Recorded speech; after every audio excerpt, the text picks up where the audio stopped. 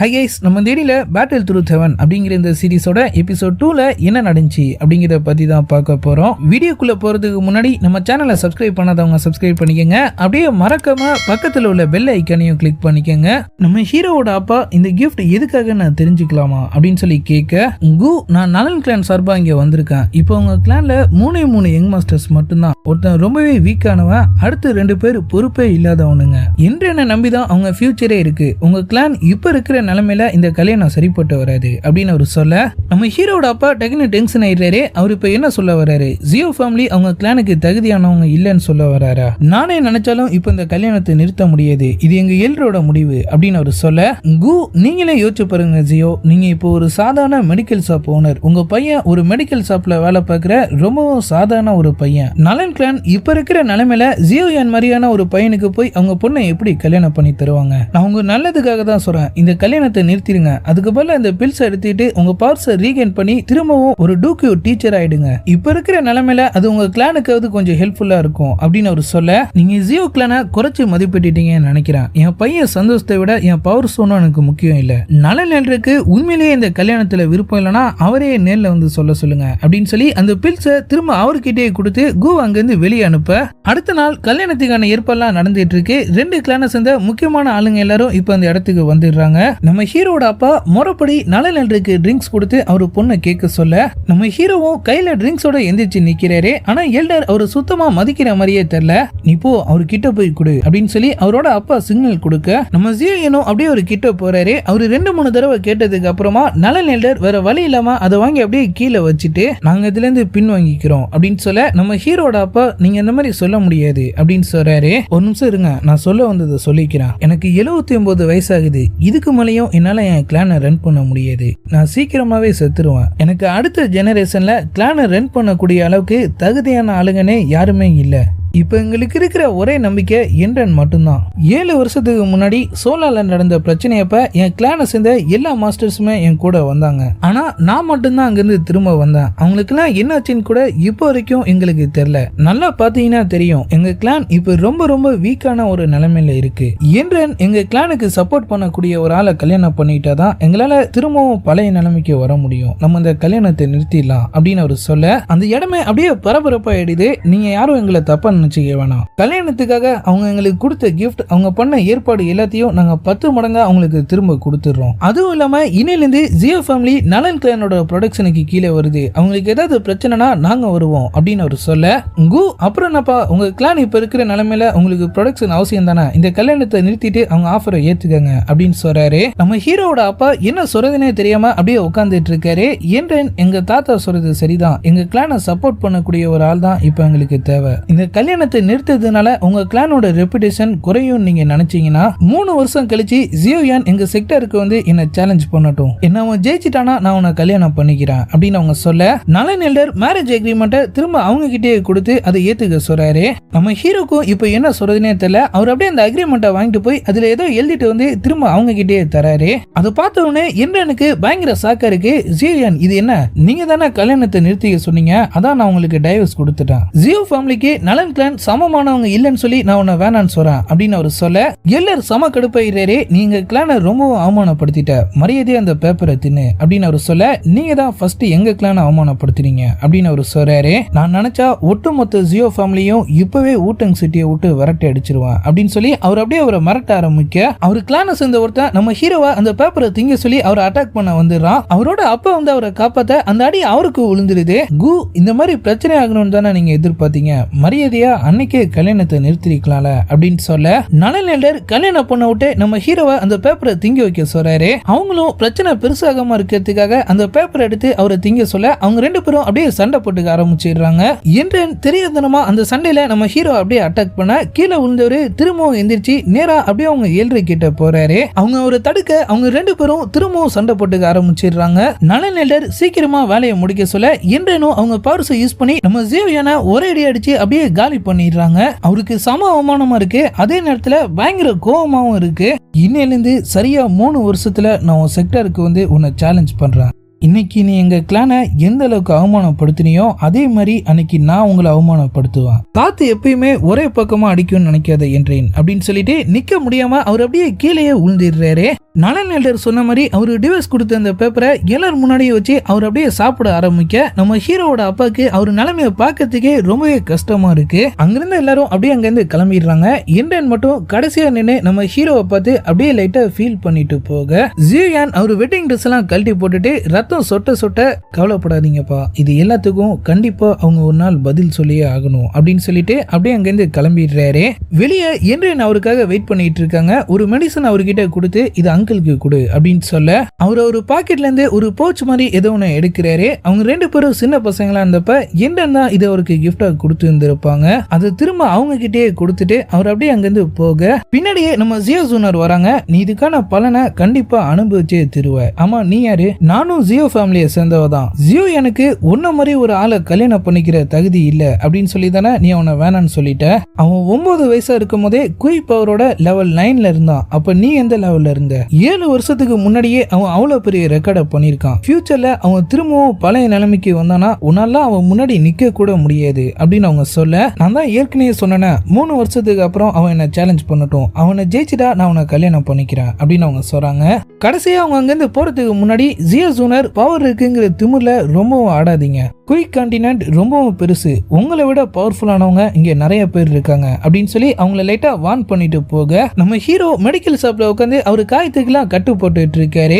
அவரு ஜூனியர் இப்ப இந்த இடத்துக்கு வராங்க. வந்தவங்க ஒரு மெடிசனை கொடுத்து அவரை சாப்பிட சொல்லிட்டு, எனக்கு மனசு ஆறவே இல்ல, நான் கண்டிப்பா பவர்ஃபுல் ஆயிட்டு உனக்காக இன்றைய ஒரு நாள் பழி வாங்குவான் பாரு அப்படின்னு அவங்க சொல்ல, நீ என்ன பேசுறேன்னு தெரிஞ்சுதான் பேசுறியா? உன் அப்பாவுக்கு தெரிஞ்சா அவர் உன்னை தொலைச்சு எடுத்துருவாரு அப்படின்னு அவர் சொல்றாரு. அதெல்லாம் ஒன்னும் ஆகாது ஜியோயான், நீ இல்லாம எனக்கு ட்ரைனிங் எடுக்கிறதுக்கு ரொம்பவே போர் அடிக்குது. நான் பேசாம என் அப்பா கிட்ட சொல்லிட்டு நானும் வந்து மெடிக்கல் ஷாப்ல ஜாயின் பண்ணிக்குவா அப்படின்னு சொல்லி அவங்க கேட்க, நீங்க தனியா இருக்க, அதான் மற்ற ஸ்டூடெண்ட்ஸ் எல்லாம் இருப்பாங்களே அப்படின்னு அவர் சொல்றாரு.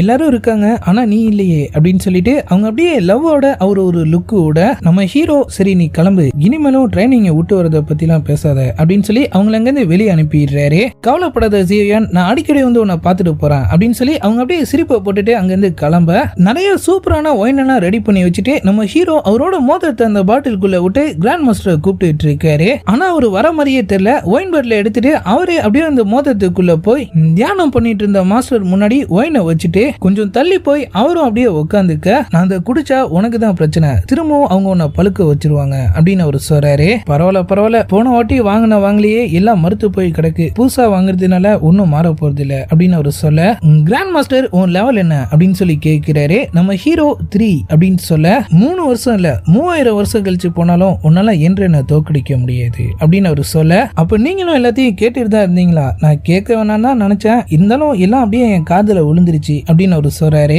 இருந்தாலும் நலன் எல்டர் உன்னை அந்த அளவுக்கு அவமானப்படுத்திருக்க கூடாது. நான் மட்டும் வெளியே இருந்து உன் கல்யாணத்துக்கு வந்திருந்தேன்னா இப்ப இருக்கிறத விட 10 மடங்கு பவர்ஸும் தைரியமா அவங்க கிட்ட இருந்தா கூட அவன் அந்த வார்த்தையை சொல்லியிருக்க மாட்டான் அப்படின்னு அவரு சொல்ல, சரி விடுங்க, இதெல்லாம் ஒரு விஷயமா? அவமானப்படப்படதானா வாழ்க்கையில முன்னேற முடியும் அப்படின்னு அவரு சொல்ல, கிராண்ட் மாஸ்டருக்கே ரொம்ப ஆச்சரியமா இருக்கு, இவ்வளவு கஷ்டத்திலே உன்னால எப்படி சிரிக்க முடியுது? சிரிச்சுதான் ஆகணும் மாஸ்டர், ஒரு கஷ்டத்துக்கு நான் அழுகணும்னா நான் டெய்லி அழுதுட்டு தான் இருக்கணும். அதுவும் இல்லாம நியாயமா இன்னைக்கு நடந்த அவமானத்துக்கு நான் தூக்க மாட்டி தொங்கி இருந்திருக்கணும். ஆனா என்ன பண்றது, நான் அந்த மாதிரி ஆள் இல்லையே அப்படின்னு அவரு சொல்ல, கிராண்ட் மாஸ்டர் எல்லாருக்குள்ளேயும் ஃபைட்டிங் குயிக் ஸ்கில்ஸ் இருக்கும். ஆனா நீ அதை ரொம்ப ஃபோர்ஸ் பண்ணி அதை உன்னோட ஃபைட்டிங் பவர்ஸா மாத்தணும்னு ட்ரை பண்ற.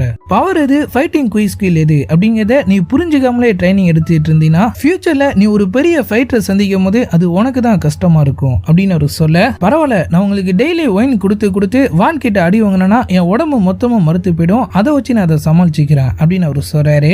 கிராண்ட் மாஸ்டர் அவர் சொன்னதை கேட்டு லைட்டா சிரிச்சுட்டு சில ஹெர்பல் பேர்லாம் சொல்லி அவரை போய் அதை எடுத்துட்டு வர சொல்ல, நீங்க நிஜமா தான் சொல்றீங்களா? ஆனா நீங்க சொன்ன ஹெர்பல்ஸ் எல்லாம் ரொம்ப டாப் கிரேட்ல இருக்கக்கூடியது, நான் அதை எங்க போய் எடுக்கிறது அப்படின்னு சொல்லி அவரு கேட்க, கிராண்ட் மாஸ்டர் பின்னாடி இந்த ஒரு மலையை கை காட்டுறாரு. நம்ம ஜியோயான் அவர் சொன்ன எல்லா ஹெர்பல்ஸையும் கலெக்ட் பண்ணிட்டு வந்து அவர்கிட்ட கொடுக்க அதை வச்சு அவர் ஒரு நெருப்பை உருவாக்குறாரு. இது என்னமோ நீ ட்ரை பண்ணி பாத்துற போற, வெளியே நிறைய கெட்டவங்க இருக்காங்க, அவங்களுக்கு இதை பத்தி தெரிஞ்சிட கூடாது அப்படின்னு சொல்லிட்டு அந்த நெருப்புல இருந்து ஒரு லிக்விட் மாதிரி ஏதோ ஒன்று எடுத்து அப்படியே ஒரு பாட்டில் அடைச்சி இதை போய் ஒரு நல்ல ஆள்கிட்ட வித்துரு, 1 வருஷத்துக்கு நான் குடிக்க போற ஒயினுக்கு இதுவே போதும் அப்படின்னு அவர் சொல்ல, நம்ம ஹீரோ இப்ப வெளியே வந்து ட்ரைனிங் எடுத்துட்டு இருக்கிற மாதிரி காட்டுறாங்க. அவர் அப்பா இப்ப கடைக்கு வராரு. அவரு வெளியே கூட்டு போய் ஒரு இடத்த காட்ட ஒரு சோல்ஜர் ஒருத்தரை கொண்டுட்டு அந்த இடத்த விட்டு கிளம்பி போறான். இவன் நம்ம கிளான சேர்ந்த சேர்ந்தவன் தான் பெட்டிங்ல நிறைய காசை இழந்துட்டான். சோலால் அதை யூஸ் பண்ணி இவனை அவனுங்களோட ஸ்பையா மாத்திக்கிட்டானுங்க. நம்ம கிளான்ல இன்னும் எவ்வளவு பேர் அவனுக்காக வேலை பார்க்கறாங்கன்னு தெரியல. மத்த கிளானுக்கும் இதே நிலைமைன்னு தான் நினைக்கிறேன். சோல் டிஸ்ட்ராயர் நம்ம நினைக்கிற மாதிரி ஒரு பெரிய அட்டாக்குலாம் ஒன்றும் பிளான் பண்ணல.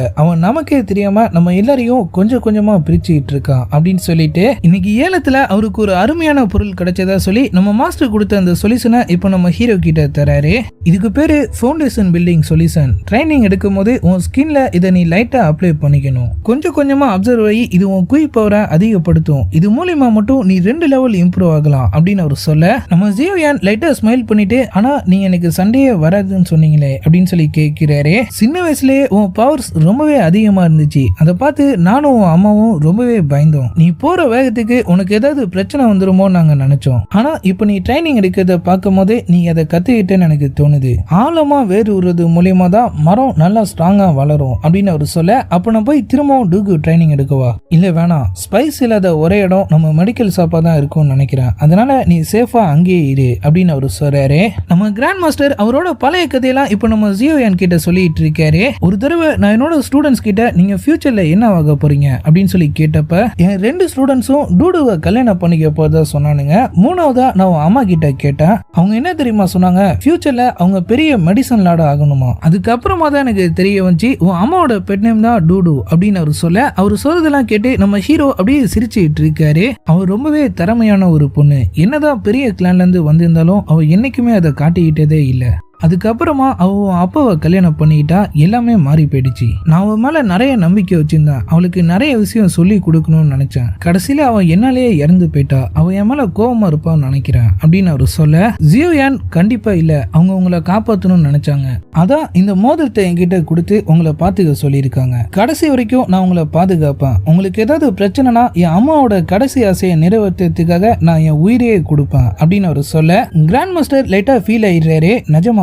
ஆமா, ஆனா நான் உனக்கு டூகு ஸ்கில்ஸ் கத்து தரலையே, உனக்கு என் மேல கோவம் இல்லையா? கண்டிப்பா கோவம் இருக்கு. ஆனா அதை விட உங்க மேல எனக்கு ஜெலஸ் தான் அதிகமா இருக்கு. நீங்க தான் என் அம்மா கூட அதிக நாள் ஸ்பெண்ட் பண்ணிருக்கீங்க. ஆனா அது என்னால முடியாம போச்சுல அப்படின்னு அவர் சொல்ல கிராண்ட் மாஸ்டர் லைட்டா ஃபீல் ஆயிடுறாரு. உனக்கு கத்து கொடுக்க கூடாதுன்னு இல்லடா, கத்து கொடுத்தா நீ உன் அம்மாக்காக ரிவெஞ்ச் பண்ண போயிடுவ அதான் அப்படின்னு சொல்ல பரவாயில்ல மாஸ்டர், நீங்க உள்ளே இருங்க. நீங்க ட்ரைனிங் தரலங்கிறதுக்காக என்னால சும்மா இருக்க முடியாதுல. என்னால முடிஞ்சதை நான் பண்றேன். கறிக்கடைக்காரர் லீவ் போட்டாருங்கிறதுக்காக நம்ம மட்டன் சமைக்காமல இருக்க போறோம் அப்படின்னு ஒரு சொல்ல டேய் என்ன வார்த்தைலாம் தடிக்கிற மாதிரி இருக்கு. இல்ல மாஸ்டர், இதை விட வேற ஒண்ணு சொல்ல நினைச்சேன். ஆனா சொன்னா நீங்க கோவப்படுவீங்க. அதான் இவ்வளவு தூரம் வந்துட்டியே, இனிமே கோவப்பட என்ன இருக்கு, சும்மா சொல்லு அப்படின்னு ஒரு சொல்ல வெளியே இவ்வளவு பிரச்சனை போயிட்டு இருக்கு. ஆனா ரிங்குள்ள உட்காந்து நீங்க பட்டுங்க சாம்பிராணி போட்டுட்டு இருக்கீங்களே, உண்மையிலேயே நீங்க தான் ஒரு காலத்துல வேர்ல்டு நம்பர் 1 மெடிக்கல் லார்டா இருந்தீங்களான்னு கேட்க வந்த. ஆனா நீங்க கிராண்ட் மாஸ்டர் இருக்கிறதுனால என்னால கேட்க முடியாது பாருங்க அப்படின்னு அவர் சொல்ல அவர் அப்படியே கடுப்பாய் கத்த ஆரம்பிச்சிடுறாரு. கோவப்பட மாட்டேன்னு சொன்னீங்களே அப்படின்னு சொல்லி நம்ம ஹீரோ அவர் அப்படியே ஆஃப் பண்ண உனக்கு என்ன இப்போ நான் உனக்கு டூக்யூ கத்து தரணும் அவ்வளவுதானே, நான் கத்து தரேன் அப்படின்னு சொல்லிட்டு ஸ்ட்ரைட்டா அவரோட இடத்துக்கு கூட்டு போய் இங்க லெவல் 1 ஸ்கார்பியன் இருக்கு, அது கூட சண்டை போட்டு நீ இதை கொன்னுட்டினா நான் உனக்கு கத்து தரேன். ஆனா நீ தோத்துட்டினா இனிமே டூக்குங்கிற வார்த்தையே நான் கேட்க கூடாது அப்படின்னு அவர் சொல்ல நம்ம ஹீரோ ஈட்டி எடுத்துட்டு களத்துல இறங்கிடுறாரு. 2 ரூல்ஸ் தான், நீ அது கூட சண்டை போட்டு ஜெயிக்கணும். செத்துட்டினா உன் அம்மா கிட்ட போய் என்னை பத்தி கம்ப்ளைண்ட் எல்லாம் பண்ணக்கூடாது. ஒண்ணுன்னு உன்னால முடியலன்னா நீ என்ன ஹெல்ப்புக்கு கூப்பிடலாம். ஆனா அதுவும் நீ தோத்துறதான் அர்த்தம் அப்படின்னு அவர் சொல்ல நம்ம ஹீரோ வெடிய போட்டு ஸ்கார்பியனை வெளியே வர வச்சிடுறாரு. அவர் எதிர்பார்த்ததை விட அது ரொம்பவே பிரம்மாண்டமான ஒரு உருவத்தோட இருக்கு. அவங்க 2 பேரும் அப்படியே சண்டை போட்டுக்க ஆரம்பிச்சிடுறாங்க. நம்ம ஜியோயான் என்னென்னமோ வித்தலா காமிச்சு அதை கொல்ல ட்ரை பண்றாரு. ஆனா அவரோட ஈட்டி அதுக்குள்ளேயே இறங்க மாட்டேங்குது. அவர் அப்படியே அது செல்ல போட்டு குத்துன்னு குத்திட்டு இருக்க அந்த ஸ்கார்பியன் அது வால் எடுத்து அப்படியே ஒரு சோல்டர்லயே சொருகிடுது. என்ன இருந்தாலும் நம்ம ஹீரோ வாச்சே அவரால் கிவ் அப் பண்ண முடியல. திரும்பவும் அவர் அப்படியே அது கூட சண்டைக்கு போறாரு. கிராண்ட் மாஸ்டர் அங்க நடக்கிறதெல்லாம் அப்படியே மேல இருந்து பார்த்துட்டு இருக்க ஒரு பெரிய போராட்டத்துக்கு அப்புறமா அவர் அப்படியே ஒரு ஈட்டை எடுத்து அது கண்ணிலேயே சுருகிடுறாரு. ஆனா அப்பயும் அது சாகுற மாதிரி தெரியல. கண்ணை முன்னாடி அவர் திரும்பவும் கீழே தள்ளி விட்டுருது. ஜியோயான் அவர் ஃபுல் பவரை யூஸ் பண்ணி அதை அப்படியே அட்டாக் பண்ண அவர் விட்ட ஈட்டி அந்த ஸ்கார்பியனை அப்படியே கிழிச்சிட்டு வெளியே வந்துருது. கிராண்ட் மாஸ்டர் என்ன நடக்க போகுது அப்படின்னு சொல்லி ரொம்ப ஆவலோட பார்த்துட்டு இருக்க நம்ம ஹீரோ அப்படியே அது கிட்ட இருந்து தப்பிச்சு போய் அவர் விட்ட அந்த ஈட்டி மலையை ஏறி அப்படியே ஒரு ஜம்ப் போடுறாரு. அப்படியே எபிசோட் 2 முடியுது. இதுக்கப்புறம் என்ன நடந்துச்சு அப்படிங்கறதெல்லாம் நம்ம நாளைக்கான வீடியோ பார்த்து தெரிஞ்சுக்கலாம். அது வரைக்கும் குட் பை.